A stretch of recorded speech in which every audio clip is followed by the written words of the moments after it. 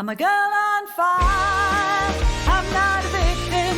A girl on fire, I'll stand my ground. Girl on fire, I've made a choice, I stand proud. I'm a girl on fire. I'm a mother, a daughter, a sister, a friend. I'm every woman. I have taken up arms and I choose to defend all that. Ned Oxley for Tac Shack Tactical TV and Ghosted Girls on Fire, 16 days of action for no violence against women and children. I'm here with the beautiful Andy Kawa. Thank you very much for taking the time to actually speak to us. Thank you for inviting me. So let's maybe start with something nice. How did you grow up? Who is Andy? Well, you're quite a powerful woman if I look at some of the stuff that you've done. I've always been very shy. I grew up in New Brighton, Port Elizabeth. Both my mom and father are Xhosa speaking. I went to boarding school at Inanda Seminary, a girls' boarding school in Natal for my high school. And then did my other degrees and went overseas to study and work, and came back to South Africa in 1998, sorry, and worked in the corporate sector, started my own business, an investment business. And I've just been involved throughout my life. I think that one of the things that's a thread is that I've always been somebody who worked hard, who always held one full-time job and a part-time job from when I was a student. And one of the areas that I had focused on was to help other young people. So I've done outreach programs here in South Africa and in the States, and or teaching as a part-time job. And Andy, in a nutshell, is a very quiet, shy, yet action-oriented person who tries to solve problems for other people and support other people, and is interested in the development of young people. That's great. And you're quite close to your family, am I correct? Yes, I'm very close to my family. That's always nice. Have you got siblings and they around? I've got one sister who's in Ghana and my brother in Port Elizabeth, and I've got the most cherished daughter in the world. She is my world. And unfortunately, she was badly impacted, or she is impacted by what happened to me. I think that she actually feels it more. And it has destroyed me. It's also destroyed her life. It is like that. I think one of our winners from last year, the impact that it had on her whole family and her daughters and even on her unborn son is long term, and it's a journey that's not easy. So it breaks my heart. Yeah, it totally breaks my heart to see what happened. What happened on the 9th of December 2010? How did it start and how did it end? 9th of December 2010 is a bittersweet day, because particularly on that day, I was on my way from Port Alfred to take a flight to PE that evening, early evening, and I had a board meeting in the morning. One particular thing that made this a beautiful and special day is that I was going to sign to purchase a house for my mother from a estate agent. And this house was going to be in Summerstrand. And growing up on Sundays, because we were living in the townships, on Sundays my dad would drive through the roadhouse and we buy ice cream and walk around and drive around Summer Strand and keep on choosing houses that we would like to live in, although it was like a dream because we knew that that would never ever happen. And there I was buying my mother a house in Summer Strand. And so when I drove back going to the township, I passed Humewood and I saw that the beach was full. And I was like, wow, during the week on a Thursday, the beach is full.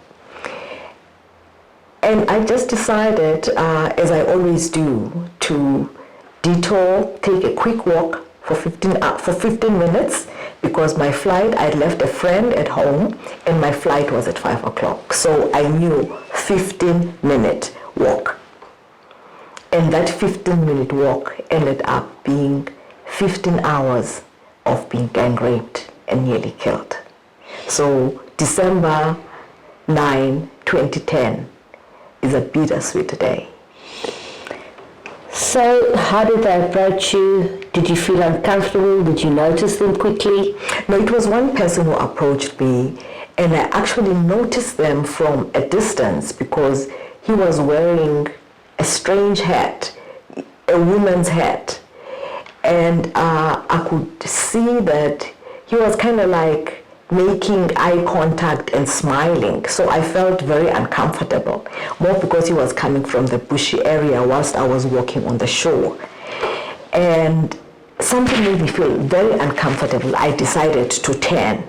And then I noticed that he also decided to turn back to where he was coming from. But he was fooling me because as I turned and walked back to where I was coming from, he decided to run towards me. So he fooled me by thinking, oh, he's going away, whereas he wasn't. And all of a sudden, I feel somebody grabbing me from the back. I was so shocked and terrified. And his eyes, it was as if I had encountered a devil. And he had a knife and a beer bottle and said, you need to keep quiet, otherwise this is going. I'm going to kill you. That is what happened. And then I got blindfolded and, So you had the blindfold with him? I was only blindfolded at a later stage because I think that a profound thing that happened that I talk about in my book, Kwanele Enough, is how he had said that I mustn't do anything. And a small wave toppled him. And I think that I got adrenaline and decided, since he was on the floor, to kick him a little bit and bite him and started to run away. But I think that it was just foolhardy because that's like a matter of seconds and then he was back with me now with serious vengeance that I broke the rule. And the knife was coming down my throat, saying, I'm gonna kill you. And I knew I'd seen the devil and I knew I was facing my death. I remember I thought of Alison, the story of Alison, and I thought of another friend of mine who was killed by a boyfriend and stabbed 20 times at Medunsa when she was doing her second year. So I thought of those two incidences that I'd totally forgotten. And I knew that, yes, I'm meeting my maker. I prayed for myself. I said, God, I've always asked you to save me and keep me until my daughter can stand on her own. And I couldn't fault him because that year my daughter had graduated for masters at Oxford University and she was going to start a clerkship at the Constitutional Court in January 2011. So I said, God, you kept your promise, so I cannot fault you. I prayed for myself.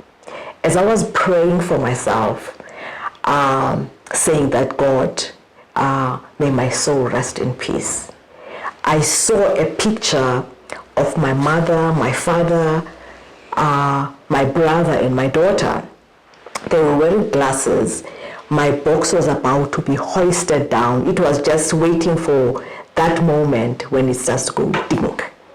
And then I saw tears coming out of their sunglasses, out of their eyes. And I said to God, God, I know you kept your promise. Give me a second chance. If you give me a second chance, I'll do anything that you want me to do. And as I was praying that, this man whose knife was coming down my throat just said, okay, I give you a choice. Either I kill you or you go with me. For me, that was a very simple choice, yeah. And I was like, okay, I'll go with you. And that's when I went to the bush, and that's when I got blindfolded. And my promise to God during that whole 15-hour ordeal from 2:30 in the morning to 6 o'clock or 6:30 in the morning was that 2:30 in the afternoon till 6 o'clock the next morning. Yes, throughout the night. I kept on saying to God, God, if you save my life, I will do anything that you want me to do. Because I'd never been exposed to this level of violence in my life. And I got to understand, when I was growing up, women, girls would have blue eyes from being bitten by their boyfriends. And I never understood, how does that happen? But I saw myself being bitten and knocked and, just treated cruelly. And I said, oh, now I understand. It just happens. And there's no reason most of the time. So it started with one guy and some 3 other... I think that there were 4 others. Four others, I'm not sure. And they just came straight away? One after the other, one after the other, one after the other. Do you think it might have happened before? They've done this before? Yes, when my cousin who works at NMMU infiltrated the bush dwellers. They were called bush dwellers. Even the police called them bush dwellers. Yeah. Now you wonder why. I think one of my gripes was, why are police not doing anything about these people? And apparently people who are locals were afraid of King's Beach. But there's no sign in King's Beach that says, beware. This is not safe. And they were aware of bush dwellers, and apparently this particular gang was used to raping people. And at that year in 2010, Port Elizabeth had a heightened number of cases of women who were caught along the beaches and who were raped and who were killed. So it was a very frightening time. So the fact that I pleaded with them during the process and they decided to save me was a real big bonus, because a lot of the people did not survive. So how did you leave, and how did you told a little bit before we spoke about you talked to him and you made him feel comfortable in that you'll be his girlfriend. He asked you to be his girlfriend. Yes. So, and that's how you got away? Well, I think during the night, this was an out-of-body experience. I understand. I was trying to do anything I could do to make him believe that, he must not kill me.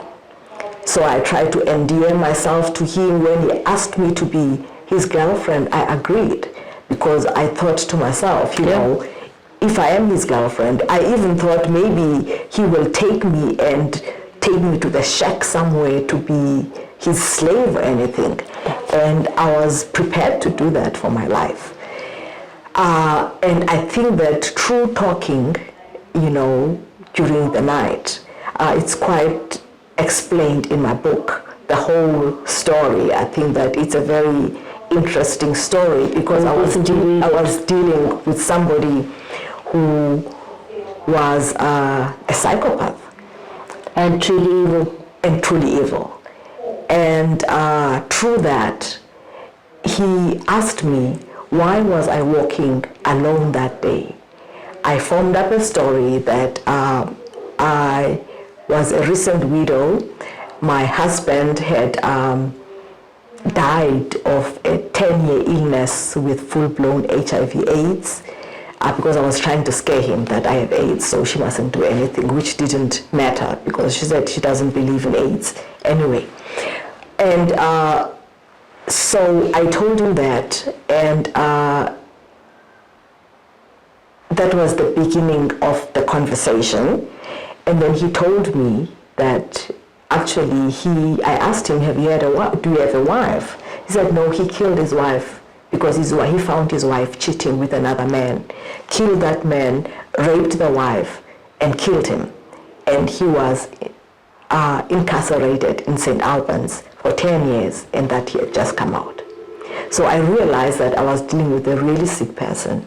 So I had to do everything I can to endear myself to him, because he said, there's no point in going to prison for just a rape. It's like, that's nothing. It's nothing. You are not man enough. You should have killed that bitch. Yeah. That's what he said. Sure. And where your story comes, we talked a little bit about Alison, which is going through some tough times right now with her health-wise. But somebody did help you when you walked out. Did somebody help you when you got and took you to the... Because at that stage, your parents have, your mom has reported you as missing. Am I correct? Yes, mom reported me as missing, and apparently mom and my friend were praying very hard, and mom said to my friend around midnight that, Tembi, you shouldn't worry. God is with Andy. One thing I know, we will not find her at a mortuary. Let's sleep, we'll wake up tomorrow and go and fetch Andy wherever she is. She would be in hospital, I think, she thought. At the same time, when I came out, when the man left me, because he just miraculously, when daybreak happened, now I was thinking, okay, I don't know how this story is going to end, but this story is going to end this morning. And I was now thinking that, I may be killed. I'm still blindfolded, and then he dropped something. That must have been so scary. Yes, it was very scary. And in my mind, I looked at movies in the US, or real searches in the US, where a search is stopped because of inclement weather, and then when day breaks, there's already a formation of people who are going to be moving around, crisscrossing, looking for me. And I wasn't hidden. I was so very much close to the entrance of the bushes, and there weren't much bushes because I could see the sky when I was there. So I really had this imagination of this force of people with dogs who were moving around, who were going to find me, but I was hoping they would find me before he killed me, because I knew that now he probably also knows that action is going to happen this morning. And then he dropped something on my chest. I didn't know what it was. And then he dropped something else. I didn't know what it was. The first thing were my keys, my car keys, that he had taken because he tried to go and find the car. But I had told them the car was parked in a different area, so they probably went there to look for it and couldn't find it, and also dropped my glasses. And then she said to me, I will meet you at your job. I had said I work at Kentucky, just near Hobby Beach. I'll meet you later and fetch you, and then we can go together afterwards. I said, yeah. And then he told me, you must run. When you leave here, you must run and take a shower. And you must be careful because there are so many other bush dwellers and somebody else may rape you. So it was like, wow. He knows. And this is something that they do. Yeah. And then Julian, and then I walked down, there were joggers along the shoreline. So that's how close you were? Yes, and then I ran down, some joggers were going to the wall and then turning back. I think about 4 joggers just looked at me and passed as if nothing happened. And I understand that they could have been terrified because they know that that was not a safe place. Julian, the jogger who stopped to talk to me, said that he wasn't sure whether I was a decoy for other criminals who were going to come, or whether this was a real case of somebody who was in distress. And he says that he noticed, although I was in disarray, I had sand, I was carrying my panty in my hand, and I looked totally dazed. He noticed that I had manicured nails, and just thought, maybe she's telling the truth, because I was telling her about what happened and so forth. So eventually, he didn't believe me at first, but eventually as we were walking and talking, he believed me and asked 2 of his friends that he was jogging with to run, get cell phones in the car and call the police. The police did not arrive, although they are 5 minutes away from where we were. And after an hour and a half, Julian drove me to Himwood police station because the police did not come at the crime scene. And that was the start of a really horrific journey with the police. Were you victimized as much or not more than you were victimized for that 15 hours? Because it was a secondary victimization. Absolutely. I think that it's a secondary rape that you get from the investigators who are supposed to be your gatekeepers. You can never have a case without having an evidence. So if investigators botch your case, then you can never see justice. So that's why I call them the gatekeepers, because they hold the key to whether your case will be eligible for prosecution or not. so it is a patriarchal society that we spoke about earlier. And the police come from the same society. Basically so I think that you are dealing with police who also abuse their wives or women. So they don't see anything wrong? No, they don't see anything wrong with that. And I think that the story that our society accepted, not only in South Africa, worldwide, the patriarchal story of ages ago of women being subservient to men and men being dominant is a story that the world accepted as norm. Although changes are being made, whether it is in the empires, in the kingdoms that happened, in the chieftainship, in the traditional villages and places where people came from.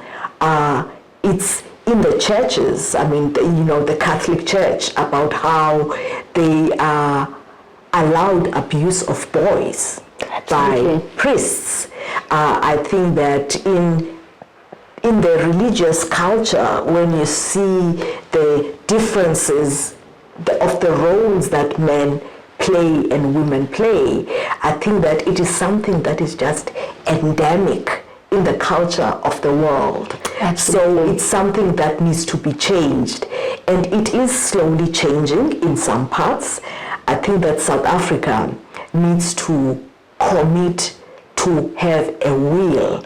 But that will of changing that huge societal norm, I think that needs to start with dealing with the big elephant in the room.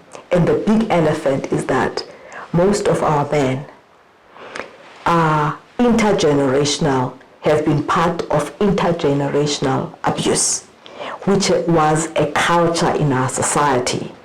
And it does not discriminate.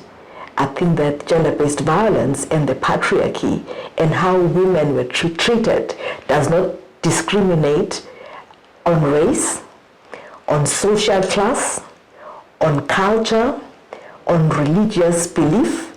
It is happening throughout society. And we need to address as a country, first of all, I think that the wounds that people sit with, there are men who used to ill-treat their wives as girlfriends when I was at university, to hit your girl. Or I think that incidents where a boyfriend out of jealousy will throw a woman out of the window and they break their legs. And then they'll be like, oh, it's because of love. They hit you because they love you. You have blue eye because they love you.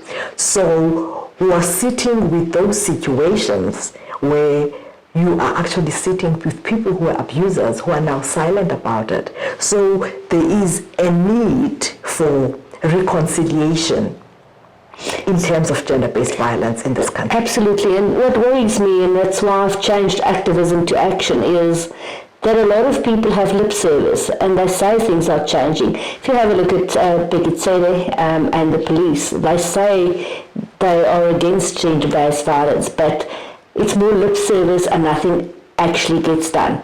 So it's talked about and everybody says it's bad, but down below I hope something is changing. But I fear for women on a daily basis because still they are abused and treated as second-class citizens. The sad thing for me was when the then Minister of Police, Gqeberha, was asked by the EFF in Parliament in a portfolio committee, I think that deals with the police. That's a police portfolio committee.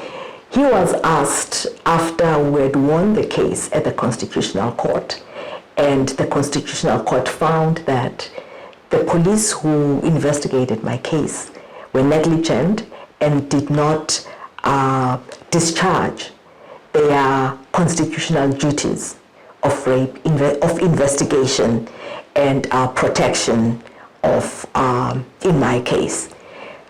And the EFF asked what has been done by those people who have been involved. And Gqeberha said he would respond in writing. And his response in writing was that he did not consider, he doesn't consider the judgment that was done by the Constitutional Court because it was not unanimous. So he goes with the minority judgment that says police did everything. So he actually just shat in the face of the Constitutional Court. But that had deep, I think that implications for change, because had he said, I accept this and we are going to do something to change the way police work, that would have been a positive step for me. To acknowledge that yes, there are loopholes that have been identified, we will change.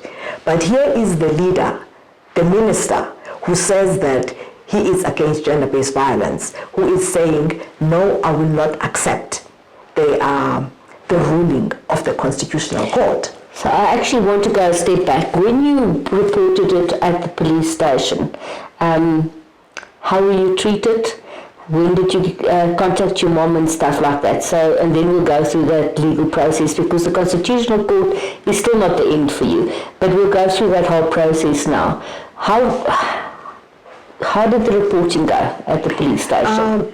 The reporting went well, but I was very afraid of the man I was supposed to report to, and I cried and clung on to Julian to say that no, I don't want to speak to men, because now I wasn't sure whether they'd do the same thing to me. So they brought a female police to talk to me from the family child and sexual violence unit, yes.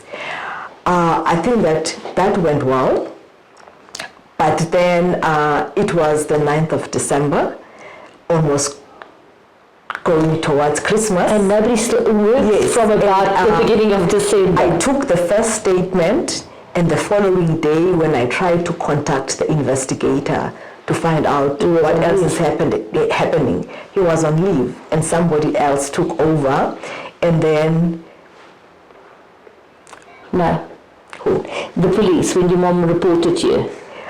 They did look. They did find my car that evening around midnight. However, when I called in the morning to say I'm the person who was missing, the police did not come to the crime scene for an hour and a half until Julian took me to the crime scene. And there was some evidence there that they could have been able to gather, because at a distance there were men who were showering, whom you could tell had slept in the beach. So you don't know whether some of them were part of it. Have you stayed friends with Julian? It's an amazing relationship, because Julian is somebody very amazing, because he could have forgotten about it, dropped me at the police station and forgot about it. But what he did, he tried to, following day, he tried to find where I stayed, and came that afternoon with his wife with a cross written hope. Oh, that is amazing. That is really, yes. Sometimes you have to take care. He's got a security, he used to have a security business, Houdini, which is still there. It's part of his family business. And so he has been involved in helping my mom with security issues at home. So did your mom get the house in Summerstrand? No, I cancelled it, because I just felt, if I'm not safe, how can she be safe? Maybe she's better off in the township. And that is a sad, because that was a dream of yours. Yes. That is very sad. Yes. And she didn't want it either, because I think that she became very disillusioned about safety.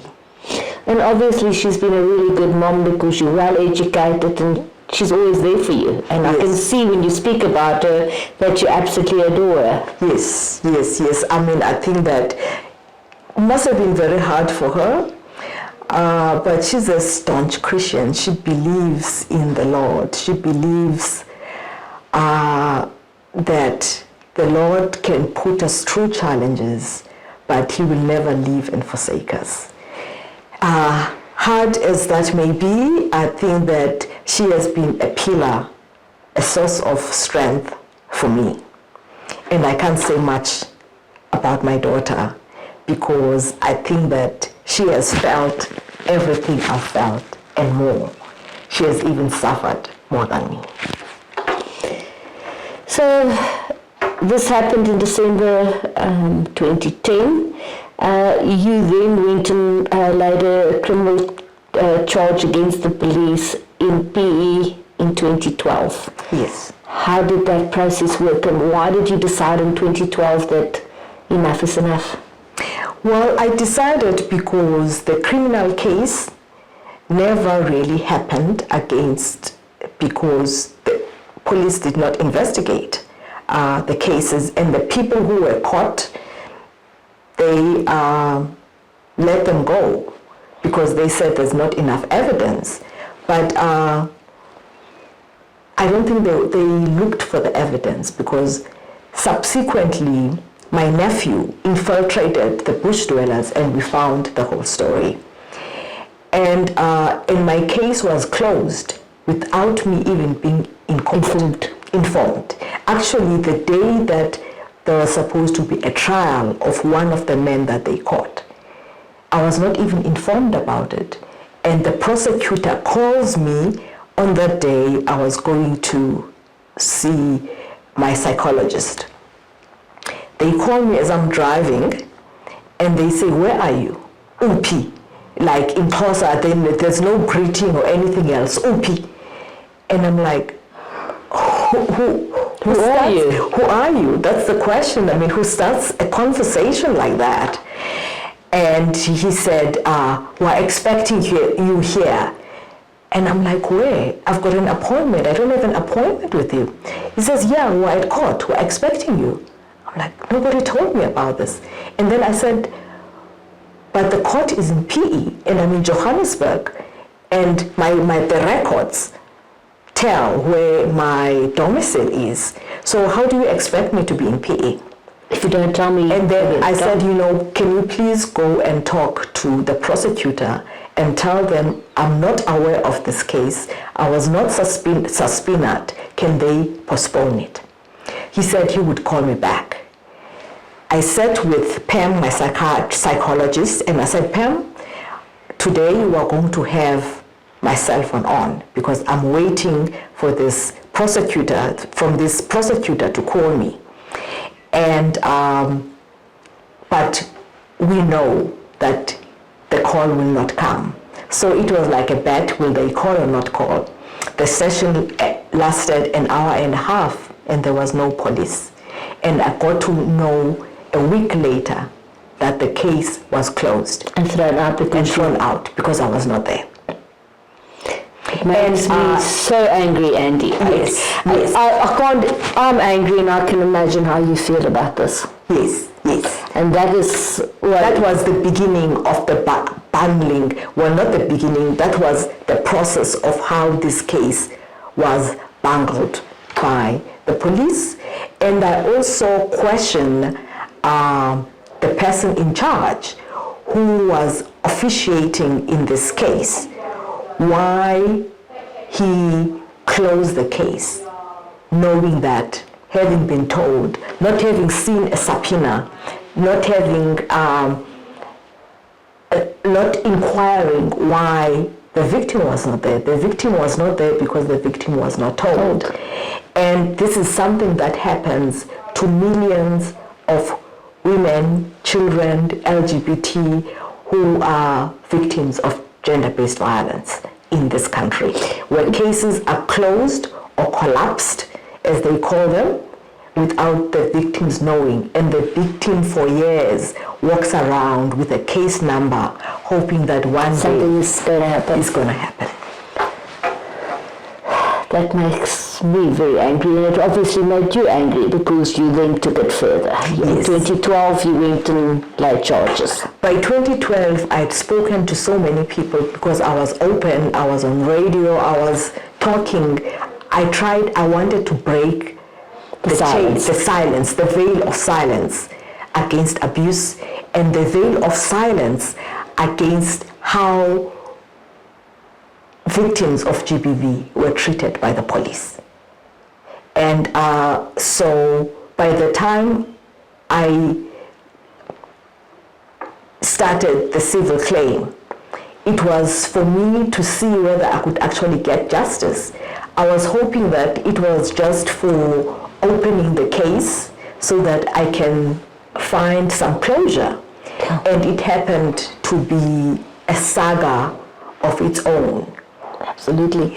And it's not emotionally, financially, it must have been absolutely horrific because this stuff is not cheap. So it happened. My livelihood was ended that day, and fortunately my daughter, who is a lawyer, told me in 2011, 2012 that, Mom, please do not do this case. You are not going to get justice through this case in the courts.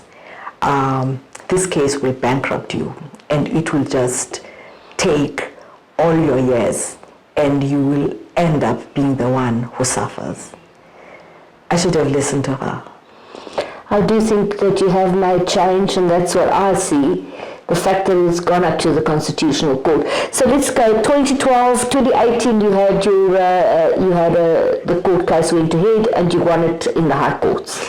Yes, you can look at how slow the wheels of justice are. 2012, the case is only heard in 2018. 8 years.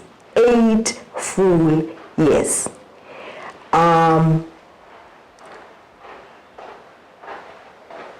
You know, I think that when I won the case, I knew that the police could appeal. So we celebrated with my daughter in the lawn and with our dog, had champagne, but then we had to wait. We knew that this could change if the police appeal. And that always at the end of, I think it's the 15 working days, yeah. they registered that they were going to appeal. So the joy was gone. So that was 2018, and you didn't stop fighting. And that is, I'm absolutely amazed, because I know how court cases are. They are so difficult. They kill you. They kill you. It's not, and it's not just the financial stuff. It's that it's something that's hanging over your head, and it is there, and there's no closure. I like what you say about hanging over your head, because when my case was postponed, my damages case was postponed February this year, I wrote an open letter, and I was not given a trial date. I wrote an open letter, and I said symbolically, this case is like a noose around my neck, and that I'm dying. And that is what it is. You have a noose hanging on your neck, around your neck, and this is a slow death. So the Constitutional Court, it's the biggest court in South Africa, and you won in 2022. You know, I wish that, but it's not. Unfortunately, you know, the case wasn't publicized. I guess I would imagine it was a strategic thing. And it was just given on paper, the judgment. And the people of South Africa do not really know the implications of that landmark judgment. It is an absolute landmark judgment, and please tell the viewers what the judgment said, because it's big. You know, the judgment says that victims of crime, especially of gender-based violence, have a right to ask for damages from the police if at all the police did not discharge their constitutional duty of such an investigation of a crime, and if that has caused the victim harm, and it can be proven that because of their negligence, this is the harm that they've caused you. In my case, the Constitutional Court accepted the fact that the negligence of the police in such an investigation and the aftermath of that in the closure of the cases caused me harm, in the sense that I suffered emotional post-traumatic stress disorder, and I wasn't able to work, and hence that's where the harm comes from. The harm was not only losing my livelihood, the harm was also mental and physical. And that is the crux of the matter. And I think that at the Supreme Court of Justice, they won because the judges there said that if this case wins, it means it will open a floodgates for people to sue the police. My notion is that if the police do their job properly, then there will be nobody who is suing the police, because there will be no need for that. So instead of being afraid instead of them making the changes that are needed to have a working system of policing system, investigating system, and judiciary that works, instead of doing that, they are saying, no, let's go back and protect the police for the shabby job that they did. And I think that this law ensures that now victims of crime can keep the police on their toes and can sue the police if at all they can prove negligence in terms of discharging their constitutional duties towards victims of crime and people in society. But it is at two levels, and that is unfortunately, you have the investigators, Yes. and they don't take responsibility, because if a payout is made, it's done at government level, and they never do anything to the people that actually didn't do their jobs. Yes, that's why, I think that's Gqeberha's response to say, I'm not accepting that. When the portfolio committee wanted him to account for what is the remedy for the people who actually were found to have been negligent, and what is the strategy to change the system. So if you negate the Constitutional Court's decision, it means that there's nothing you're going to do, because you are saying there's nothing wrong with your system. And then he comes up in other interviews to say that there's something wrong with the system, but he doesn't do anything about it. Absolutely. It's very scary about our judicial and police system, and as I said, it's a rot from the top and it goes right to the bottom, and in certain cases, I'm not saying there's not good policemen, there is some good policemen. Yes, definitely. But the majority, unfortunately, do not do their jobs. I think it goes back to the overall story of patriarchy and how women are treated. They're seen as goods. Yes, I think that if you look at the story of the student doctor who had just graduated and who was raped and in a bus in India a couple of years ago, where there was a huge uproar. Terrible story. A documentary was done where some of the judges were asked about this. And one judge said he doesn't see anything wrong, because why was this woman on her own without a brother? So they negate the fact that he was there with a friend. It must have been a man who is protecting her, either a brother or a father or an uncle.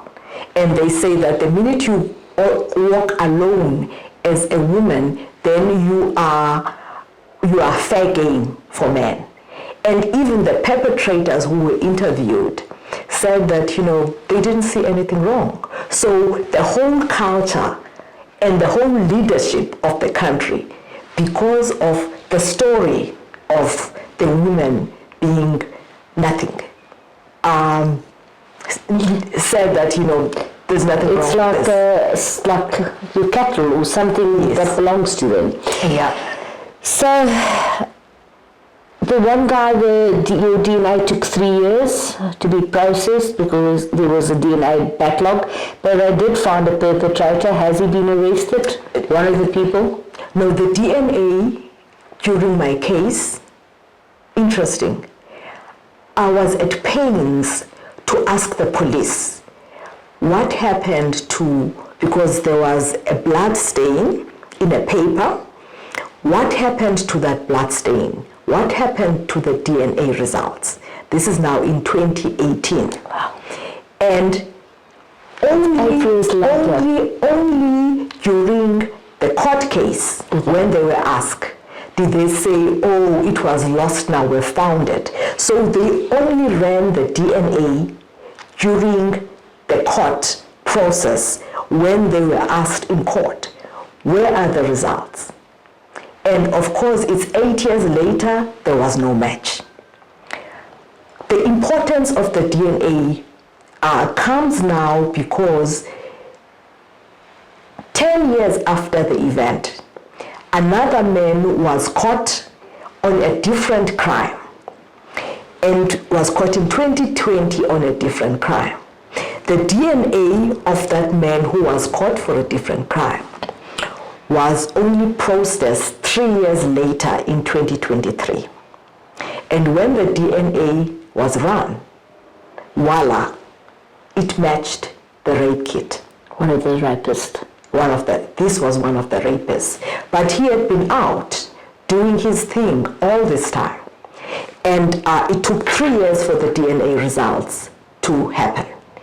Now, how many other people could have been saved had that been found earlier?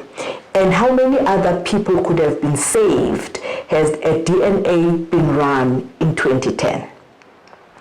But I don't want it to underscore the importance of South Africa having a good, working, well-run pathology system that looks at DNA and on having a DNA database, because it shows that if this center was working properly and there was no backlog, criminals could be found and brought to book and prevent so many other people to have been victims of these criminals who are rapists. So how many people has this man, who was now caught in 2023 after 13 years of the incident, how many other victims has he had? How many other women has he raped? And how many other men has he raped? Because that gang was known to also to rape men. So tell me, the Constitutional Court, have they, so they found in your favor, but did they actually do the payout in the end? No, it's not the Constitutional Court that does the payout. But it's the SAPS. And we are still, that's another story that I will discuss another time, because the case is still going on and it's subject to K. Okay, no problems. So what I want to ask you, how has this influenced you mentally, physically, you and your family? Because it's changed our lives. I mean, I think that the trauma, the suffering, the pain and suffering, the mental anguish, the loss of livelihood, more importantly, the damage that it does to self and how it curtails you from being the optimal person you could have been. Not only myself, but also how it has impacted on my daughter. I think that family members and daughters and even sons children actually become the unknown victims that nobody thinks about. Whereas I think that my heart breaks every day when I see the damage this has done to my daughter. You started something called the Kwanele Foundation, which in isiXhosa means enough. And that's what your book is also about. So can you talk about both of those? You know, I think that in 2012, I had decided that, I wanted God to just show me what to do in order to improve the situation and save other people and change the system that was not functioning. And from so many ideas that I had, I was writing down different things. I came up with an idea of creating a national new movement through the foundation, Kwanele, Enough is Enough, a national movement that was going to be a movement that would mobilize people to have zero tolerance against gender-based violence. So I think that the notion is very lofty, and I had to break it down to what exactly are you going to do. And I think that using my knowledge of business and strategy, I decided that let me look at the low-hanging fruit. And the low-hanging fruit for me during those years were the universities that were also having problems with GBV, but I don't think that it's something that is isolated, because the students are a part of a society, and some of them go to university already being wounded and traumatized in their families. Absolutely. But I think that I saw that they were more receptive to changing, and they were at the higher education of South Africa, where a body where the vice chancellors used to sit, were actually grappling with what can we do. So I approached them with an idea of creating this campaign from university to university, for universities to overall look at their systems when they embrace this Kwanele Enough Zero Tolerance campaign, to look at their whole ecosystem and look at what needs to be changed for the university not to be a place where young women are raped, but to be a place for learning that is free of gender-based violence. So that's where I started. But the idea was to create a national movement.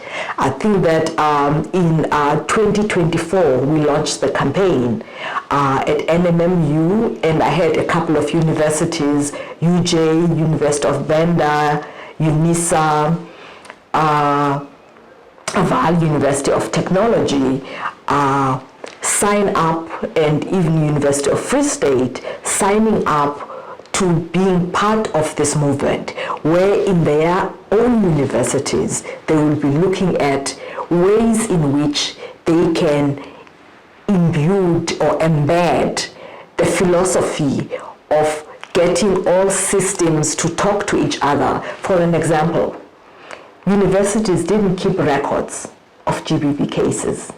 That's interesting, I didn't know that. Yes, they didn't keep records of GBV cases. Because they tried to put it underneath yes, because carpet. it will affect their ratings and the safety and everything else of the university. Also, I mean, there are opportunities where in some universities you could see that students are being raped in a particular area because it's dark, there's no lighting. So the campaign was saying, let's look at holistically how you can make this university a safe space. And even in policies on what policies do we put in place. You know, I think that in some universities in the US, students sign a contract. True, I think that there was a program that was run, a campaign that was run by Obama. And universities decided that students, as part of their orientation, they sign a contract that they got to understand that this is a zero tolerant university against gender-based violence. If you are caught and through a disciplinary process you are found to have been guilty, then you forfeit being a student of that university. That has not, I think that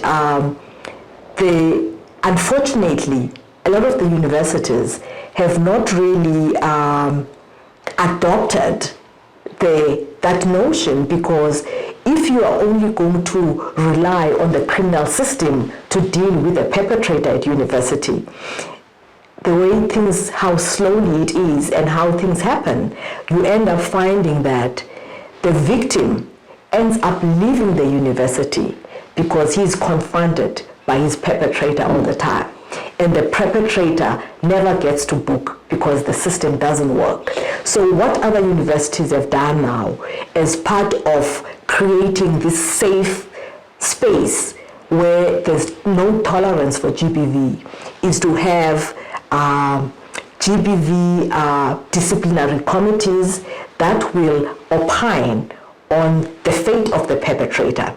And also for you as a student to know, this university is zero tolerant towards gender-based violence. I think that my goal and mission is to have a society that will be zero tolerant to gender-based violence and have an end to gender-based violence.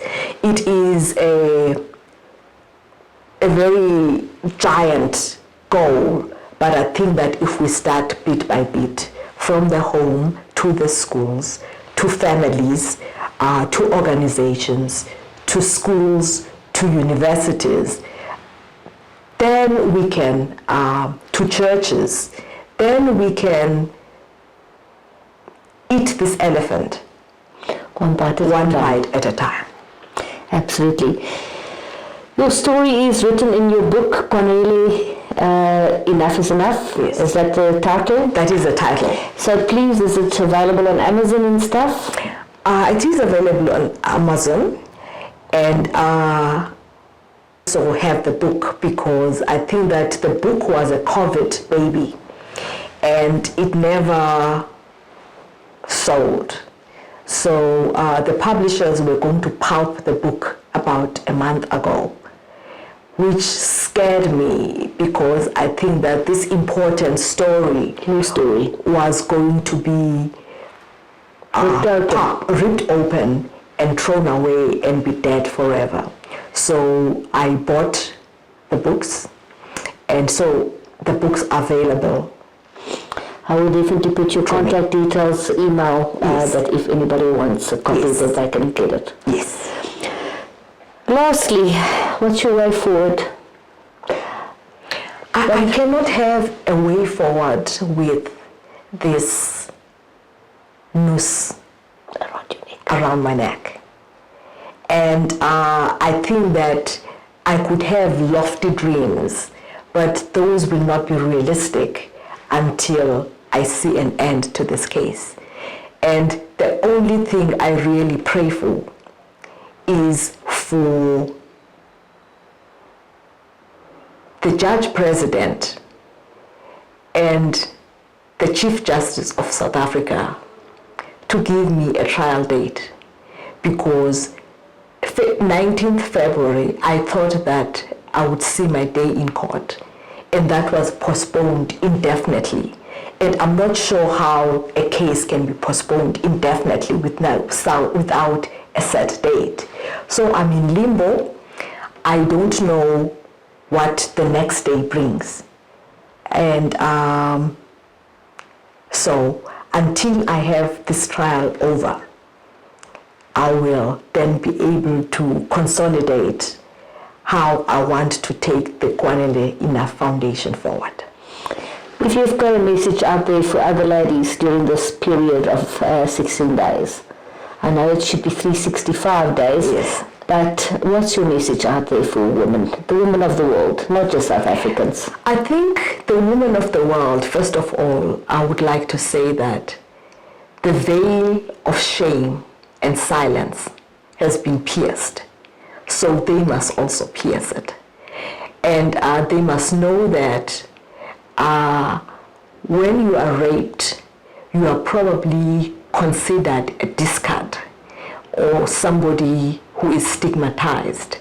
But you must know that a diamond, even if it is lost in a pit for years and years, when it is found, it is polished, and its value does not decrease and does not diminish, and sometimes it is more valuable.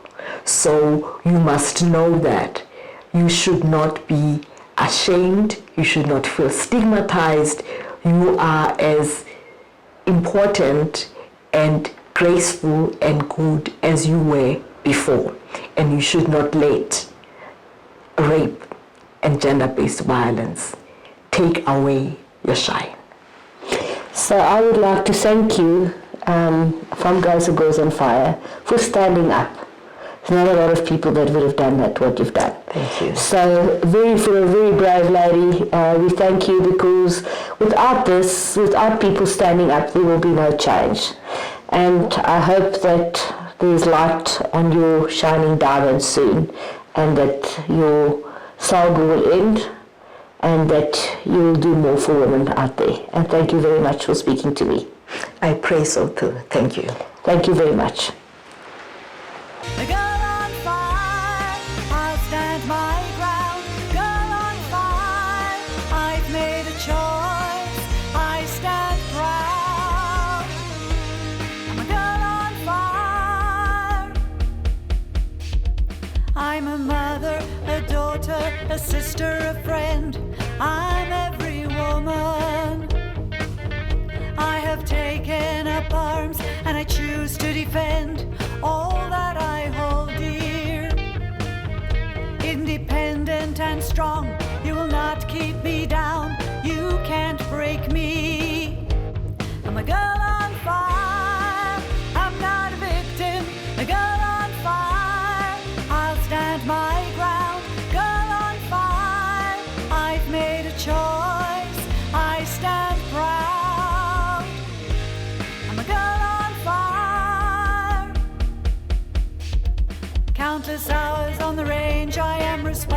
responsibly armed. I am your equal. I've empowered myself, I have practiced and trained. Fear won't control me. With my sisters in arms, we will make ourselves heard. We'll stand together. I'm a girl